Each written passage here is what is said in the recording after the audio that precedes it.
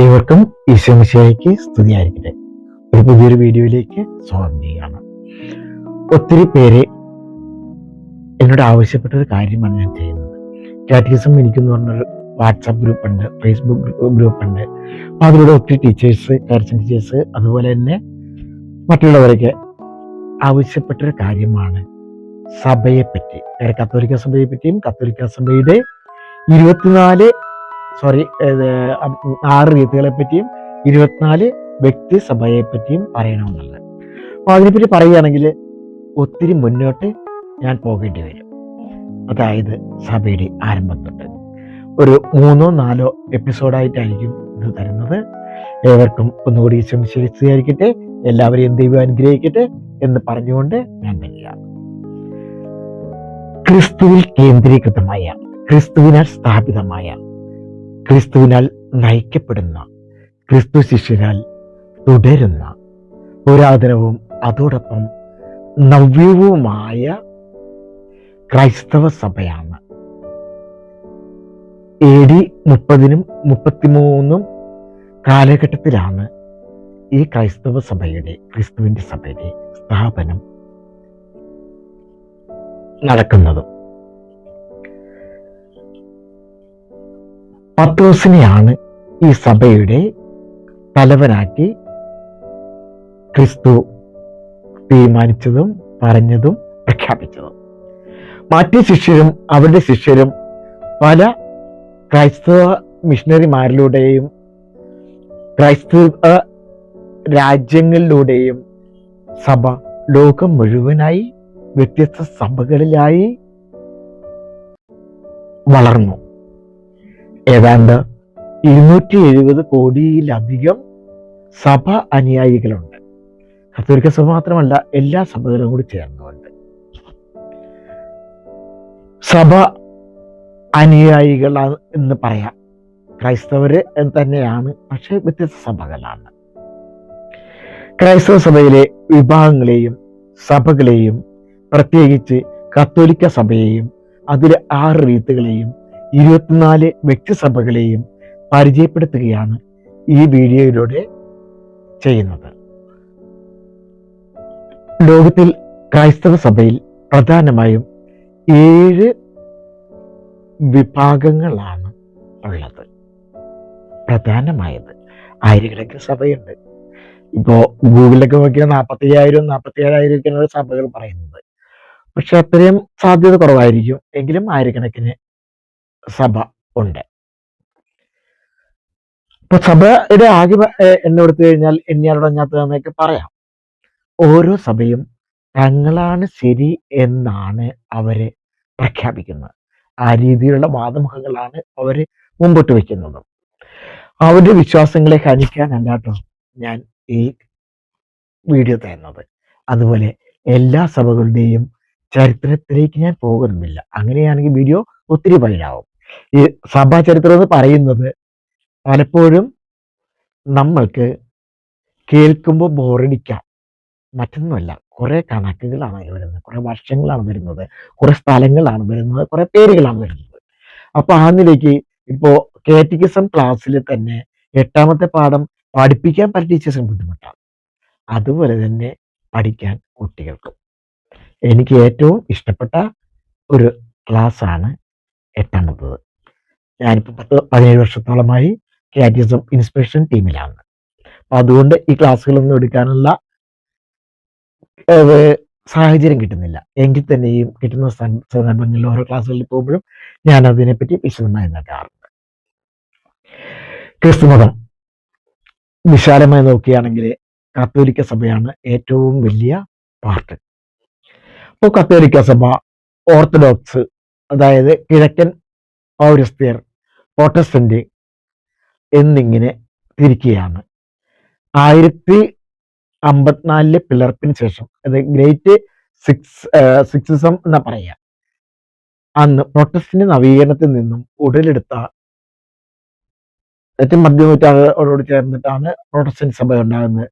East church, വെസ്റ്റേണിസ്റ്റുകൾ തുടങ്ങിയ ചെറിയ ചെറിയ ഗ്രൂപ്പുകള്, ലൂതറൻസ്, മെത്തഡിസ്റ്റുകള്, ബാപ്റ്റിസ്റ്റുകള്, പെന്തക്കോസ്ത്, ആംഗ്ലിക്കൻ, പ്രസ്ബേരിയൻ തുടങ്ങിയ ആയിരക്കണക്കിന് വിഭാഗങ്ങൾ, വൈവിധ്യമാർന്ന ആചാരങ്ങളും വിശ്വാസങ്ങളും ഉള്ളതായി ഉയർന്നു വരുന്നു.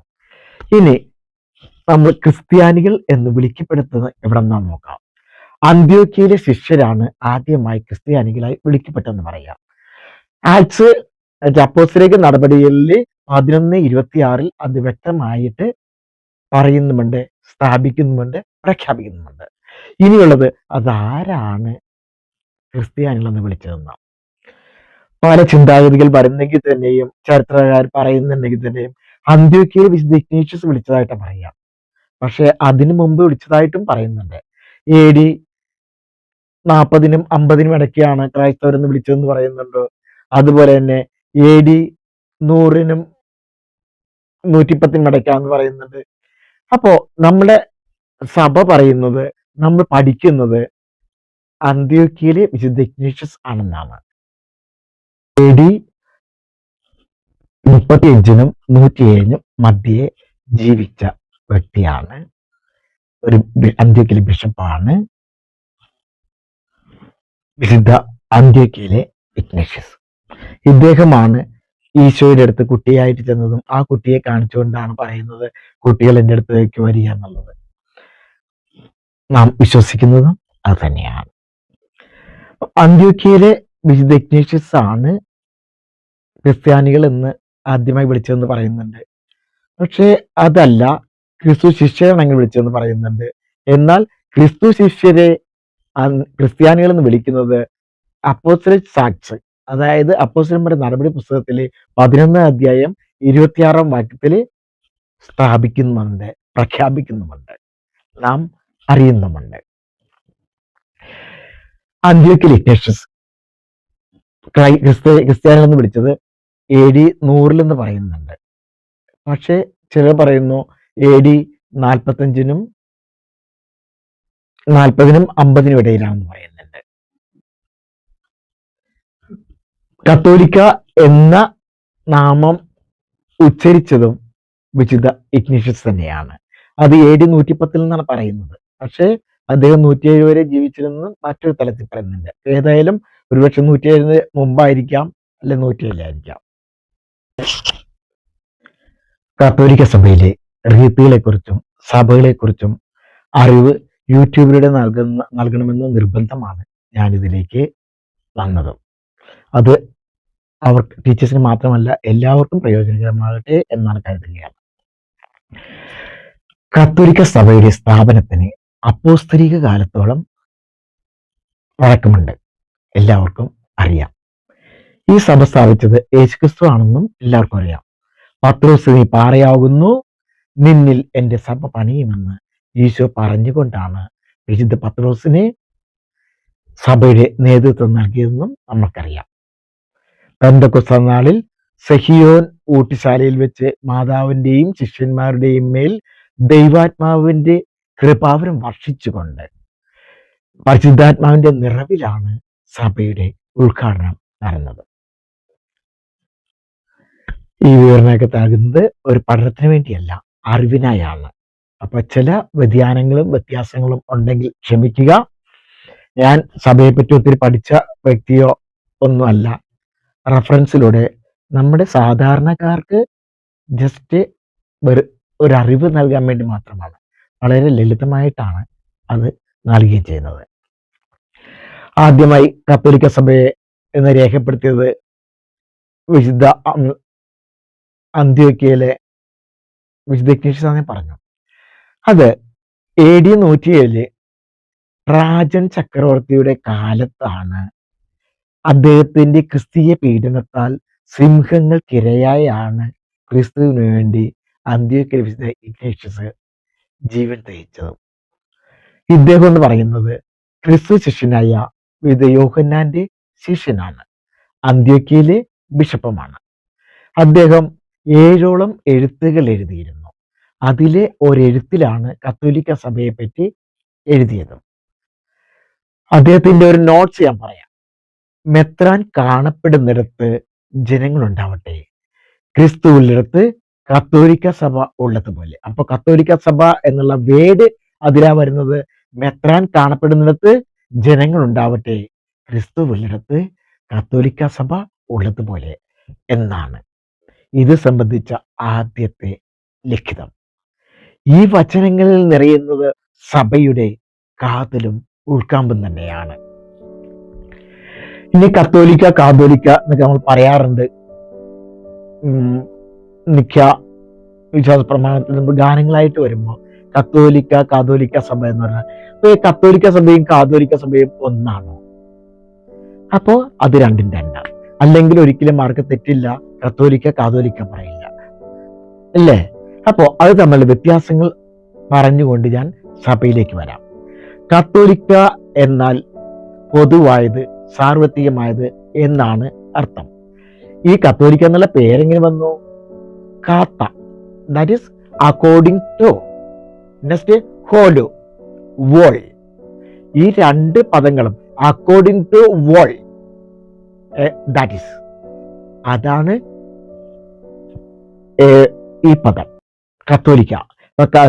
കാത്തയും ഹോലും കൂടി ചേർന്ന, ആ രണ്ട് ഗ്രീക്ക് പദങ്ങളും കൂടി ചേരുന്ന പദമാണ് കത്തോലിക്ക എന്ന പദം. അപ്പൊ കത്തോലിക്ക എന്ന പദം ഓർക്കുക, കാത്ത ഹോലോ, അക്കോർഡിംഗ് ടു എന്ന് കാത്തയും ഹോലു എന്നുള്ളതിന് വോൾ എന്നാണ്.